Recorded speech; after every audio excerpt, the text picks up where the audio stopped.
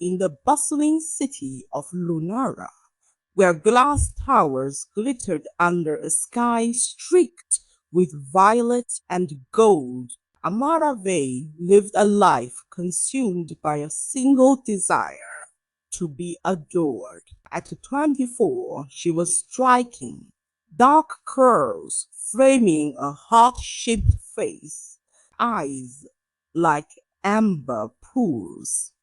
But to her, it was never enough. Growing up, her mother had fawned over beauty pageants. Her father praised only the prettiest neighbors.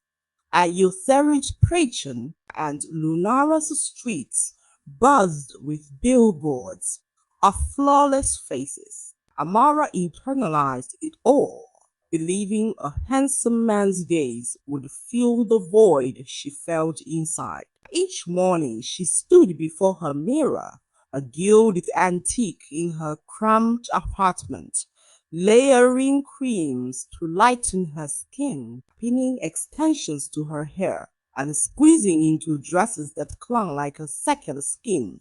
At Body Zoe, her heels spiked merciless, left her feet blistered, and the corset she wore cinched her waist until breathing felt like a chore. But Amara endured it, chasing the glances of men who turned heads, tall, chiseled, with smiles that sparked envy. She dreamed of a life where one such man would sweep her away, a fairy tale to silence the doubts that whispered she wasn't enough.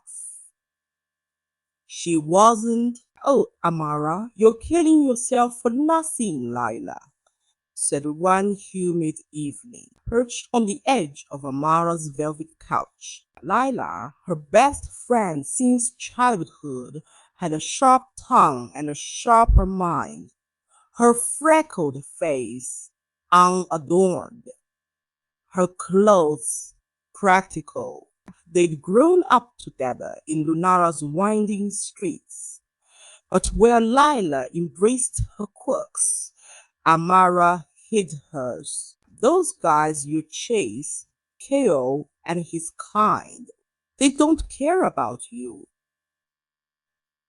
Why ignore the ones who do?" Amara brushed her off, adjusting a sapphire necklace she'd bought on credit. "You don't get it, Nyla. I want passion, firework, not some dull kind of guy who bores me to death." She thought of Darren, a man of average build who worked at the community garden down the block. He'd called her yesterday, offering to bring Sook when she'd complained of a long day. She'd rolled her eyes, picturing his gentle smile and plain features. Nothing like the sculpted jawlines she craved. "I want a man other women fight for," she said, spritzing perfume. Lila sighed, shaking her head. "You're chasing a ghost, Amara. Beauty's not love." But Amara ignored her, slipping on heels and heading to the starlit plaza, Lunara's heart, where neon lights danced and crowds pulsed. There she spotted Cale Voss, the man who haunted her dreams, tall, with raven hair, a perfect smile, and a swagger that drew stares. He leaned against a bar, laughing with friends. Amara's heart raced. She smoothed her dress, batted her lashes, and sauntered past. But Chaos' gaze slid over her like she was air, almost deflated. She returned home, the night a blur of failed smiles and ignored glances. She slumped onto her bed, the mirror reflecting her painted face. "Why don't they see me?" she whispered, tears smudging her makeup. Across the hall, old Mara, a neighbor with silver hair and wise eyes, often left her door ajar, brewing tea and spinning tales of Lunara's past. That night, Amara knocked, desperate for company. Child, you're lovely, Mara said, pouring chamomile tea in her cluttered kitchen, shelves lined with jars and faded books. But you chase shadows. Long ago, Lunara's artisans crafted wonders, rings, mirrors, lenses. Some said to enchant, but they came with prices. Beauties, not in a man's stare, Amara. It's here. She tapped Amara's chest, her gaze kind but firm. Amara nodded, unconvinced, and trudged back to her room, scrolling her phone. A glowing ad caught her eye. Everglow lenses. Transform your eyes. Transform your destiny. Make any man yours. A model with emerald eyes beamed. Reviews raving. He proposed in days. I'm irresistible. Amara's pulse quickened. Wiping tears, she clicked the link, a site for Ezra TM's enchantments loading with a promise of magic. A note warned, what you see is what you get, but Amara scoffed. Ordering the lenses, her hope reignited. All the next day, a box arrived, plain but heavy at her door. Inside, green lenses gleamed, a slip of paper repeating the cryptic warning. Amara rushed to her mirror, sliding them in.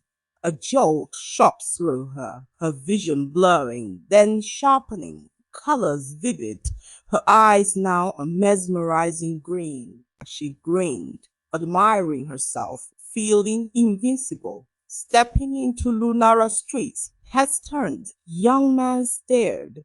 One stumbled into a fountain. Amara laughed, her sight set on Kale. She strolled to the starlit plaza, where Kale leaned by a vendor, his leather jacket catching the neon glow. Their eyes met and something shifted.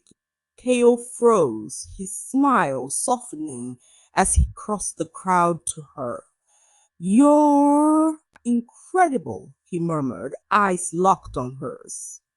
Amara's heart exploded with joy, the lenses' magic coursing through her.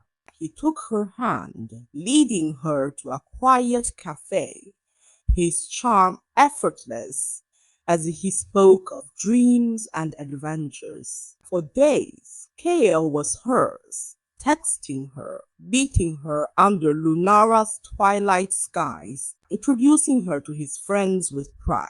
Amara reveled in it. The envy of other women, a thrill she'd always craved. She'd done it, she thought, her fairy tale unfolding. But cracks appeared.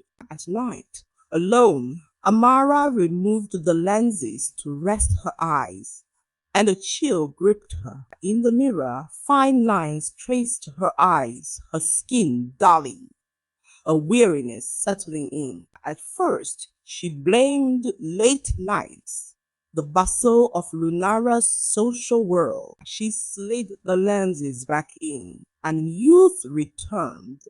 Her face glowed, her eyes sparkled. But sleep eluded her. Her eyes burned, refusing to close, and by the fifth night, exhaustion gnawed at her. Kale noticed, his brow furrowing. You look tired, Amara. Everything okay? She forced a smile, nodding, but panic simmered. Lila dropped by, her gaze sharp. You're not yourself, Amara. What's with those lenses? You've barely blinked. Amara laughed it off, but Lila pressed. This isn't you. Darren called me, worried sick. He's been leaving food at your door. Amara snapped. Darren's nothing to me. I've got Kale now. Lila frowned, leaving quietly, her words lingering. Desperate, Amara, Amara sought Mara again. The old woman stirred a pot of herbs, her kitchen warm with spice. Those lenses, child, Mara said, squinting. They're from the old artisans, a craft lost to time. Ezra, a man in the hidden district, once made such things. Beautiful, but cursed. What you chase costs more than you know. Amara shivered, dismissing it, but doubt crept in. She tracked down the hidden district, a maze of cobbled alleys and flickering lanterns, shops brimming with oddities. At a dim stall, a man with weary eyes and calloused hands, Ezra, met her gaze. The Everglow lenses, she demanded. What are they doing to me? Ezra sighed, his voice low. I crafted them years ago, seeking to help a love I lost. They show what you crave, but take what you are, youth, peace, sleep. The note warned you. Amara's hands shook. Fix it, she cried. Amara's hands shook. Fix it, she cried. Ezra shook his head. Only you can. See yourself true, or they'll consume you. Back home, sleepless nights piled up, her eyes wide and stinging. Kale's attention, once a dream, suffocated her. His calls, his touch, his constant presence grating. She stared at the mirror, the lenses making her radiant. But beneath, she felt hollow. One night, frantic, she scoured her phone for Ezra's site. Nothing, no trace, no reviews, her order history blank, as if it never existed. She typed keywords, searched forums, finding only mockery, until a comment chilled her. If you've warned them, it's too late. She messaged the user, begging for answers, but silence followed. Kale arrived, flowers in hand, his voice sweet. I love you, Amara, but she recoiled. His words empty, his face a mask of the lens's spell. Leave, she whispered, pushing him away. He blinked, confused, then stormed off, muttering, how'd I even get here? Olo Amara stumbled to her bathroom, the mirror showing a flawless face, but her chest ached, empty. I can't, she sobbed, reaching for the lenses. Voices hissed, take us off, you'll fade. Keep us on, you'll stay. She collapsed, tears streaming, crying, I just want to sleep. With trembling hands, she pried them out, the fine lines returning. Her skin dulling, exhausted, she dove into bed, pulling sheets over her, uncaring of Kale, of beauty. I chilling, for sleep came deep and heavy, lasting a day. She woke, staggering to the mirror, and gasped. Wrinkles carved her face, her glow gone, aged beyond her years. No, she choked, fingers tracing a stranger's skin, the cost of her vanity stark before her. No,